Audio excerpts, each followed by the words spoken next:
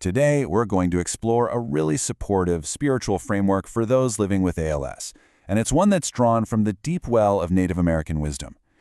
It's all about finding resilience and meaning and peace, not just in spite of an illness, but maybe even through it.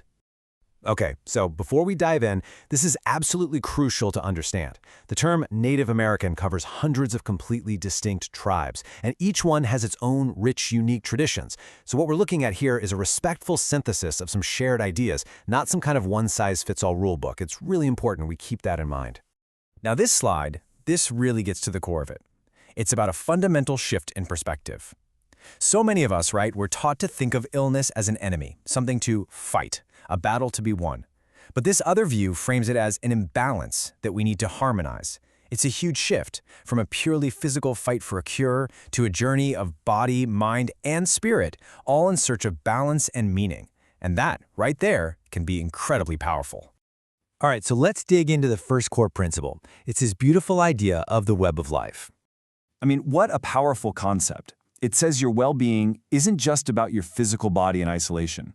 No, it's this intricate web that connects your mind, your spirit, your community, and the whole natural world around you. Everything is woven together, you see?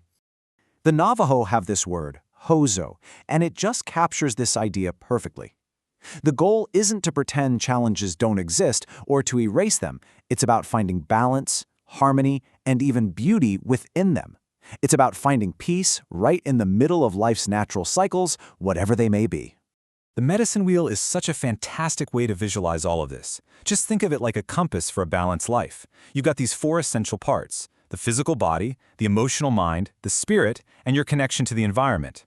Now, with an illness like ALS, the physical part is obviously challenged in a big way.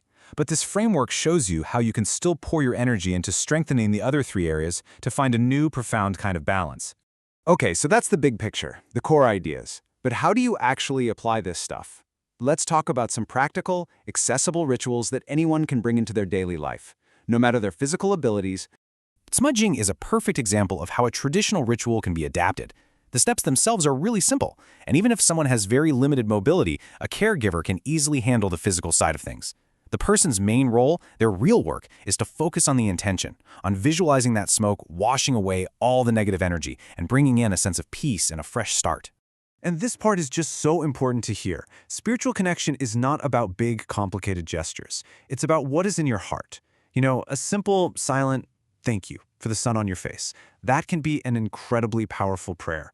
The intention behind it is what truly, truly matters.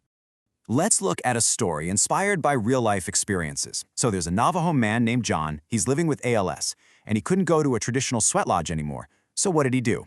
He adapted. He created his own ceremony right at home, using a sauna and smudging, and he shared it with his family. He found that same spiritual renewal he was looking for, and you know what? It brought them all closer together. And here's another beautiful story.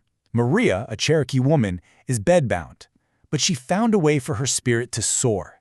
She would just close her eyes and meditate on the stories her grandparents told her. And in those moments, she could feel their strength, their wisdom, their guidance. It's just a powerful reminder that our spirits are never, ever truly confined. Okay, so let's zoom out a little bit. This framework isn't just about what you can do on your own. It's about being held and supported by a huge circle, one that stretches through both time and space. See, this worldview reminds us that you're never really alone. Your ancestors are seen as living guides who are there to offer wisdom. Your community, your family, your friends, they're a vital part of the healing process. And leaning on them for support, that's not weakness, that is a sign of true strength.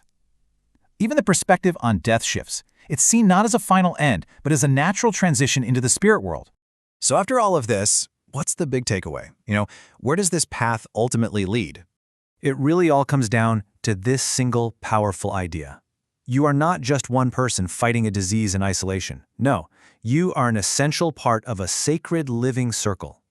And you're connected to something so much bigger than yourself, to the Creator, to your ancestors, to your community, and to the entire world around you. And so, I'll just leave you with this question. Just for a moment today, or maybe right now, just notice one small thing. Maybe it's the light coming through the window, or the feeling of a warm blanket, or just the memory of a kind word someone once said to you. What one thing connects you to this vast, beautiful world that you are a part of? Because finding that connection, That is where peace begins.